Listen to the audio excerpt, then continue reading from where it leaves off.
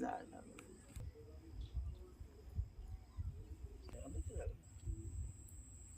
याला तर चेप जॅम इथं पुढं याच्या खाली एक शेत काय करून द्या ना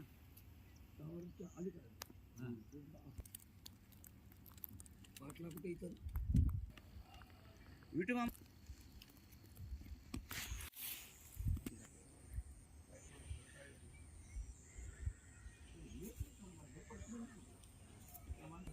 कोणी मधले इतकं सुखी नाही असा लागला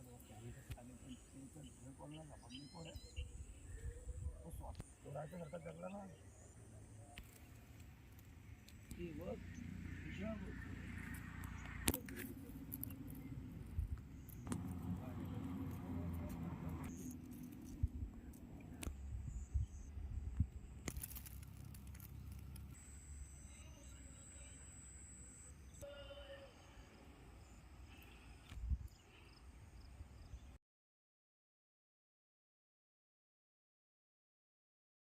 दुसरी पोरं येतील ना गावातली पण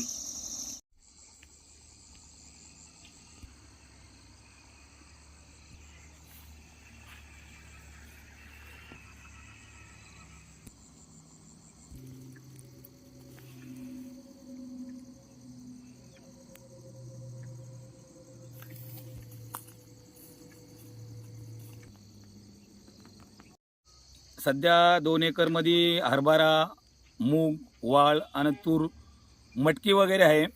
परंतु एवढी थंडी पडलेली आहे, एवढा थंडीचा जोर आहे की हरभऱ्याला त्या थंडीमुळे मर लागलेला आहे. तुरीवर मुड्डा पडलेला आहे, वालावर मुड्डा पडलेला आहे, मुगावर मुड्डा पडून तो तांबडा परत चाललेला आहे, म्हणजे पिवळसर झालेला आहे. कारण त्याला शेंगाच येणार नाही पिवळसर झालेला याला. म्हणून हे विकत आणून जे बियाणे विकत आणून शेतकऱ्यांनी पेरलेले आहेत. असे अनेक शेतकऱ्यांचं असं आहे की विकत आणलेले जी बियाणं आहे त्याच्यामध्ये विकत आणलेल्या जे बियाण्याचे रक्कम आहे ती सुद्धा निघणार नाही अशी परिस्थिती सध्या झालेली आहे. हे कशामुळे झालेले? हे अति जास्त थंडी पडल्यामुळं हा शेतकऱ्यावर ही नुकसानाची संकट आलेलं आहे.